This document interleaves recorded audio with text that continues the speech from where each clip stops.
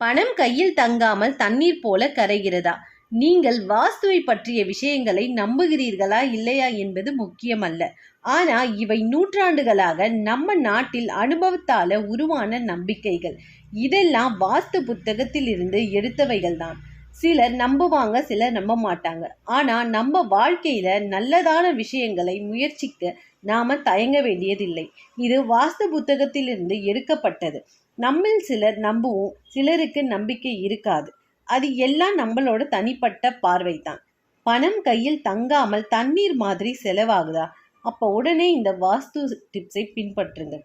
வீட்டில் அமைதி, செழிப்பு, சந்தோஷம், பணவரவு எல்லாம் நிலைத்திருக்க இந்த குறிப்புகளோடு பின்பற்றணும்.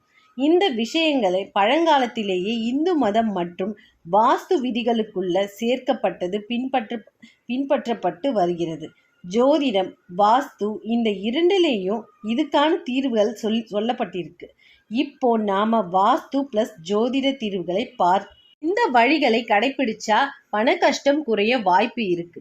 நம்பர் 1, வீட்டோட வடக்கு திசையில ஒரு ஃபவுண்டைன் வச்சா பண வரவு நல்லது. வீட்டுக்கு முன்னாடி இன்னொரு கதவு இருக்கக்கூடாது. அது பணம் சேராம இருப்பதற்கு காரணமாகும். 2, வீடு அல்லது கடையில எப்பவுமே சிலந்தி வலை கட்டி இருப்பதா தெரியுதா? உடனே எடுத்துருங்க. நன்றாக சுத்தம் செய்யணும். 3, கடை அல்லது வீட்டோட சுவர் மேல பூச்சி உறிஞ்சிட்டு போறது மாதிரி தெரியுதா? அதை உடனே சரி பண்ணணும். இல்லைன்னா பண சம்பந்தமான பிரச்சனைகள் வரும். 4, வீட்டில் அல்லது கடையில் இருக்கிற தாவரங்களில் உலர்ந்த இலைகளை உடனே வெட்டிடணும். இல்லைன்னா பண கஷ்டங்கள் அதிகமாகும். 5, வீட்டிலேயே கடைகளிலேயோ அல்லது அக்கம் பக்கத்திலேயோ வவ்வால் கூட்டம் கூடு இருக்கா? அது ரொம்பவும் நாச சின்னம் மாதிரி. அது செலவுகள் மற்றும் உடல்நல கோளாறு காரணமாகும். 6, வாஸ்து ரீதியான வடகிழக்கில் திசையில் பணவரவு நடக்கிற திசை.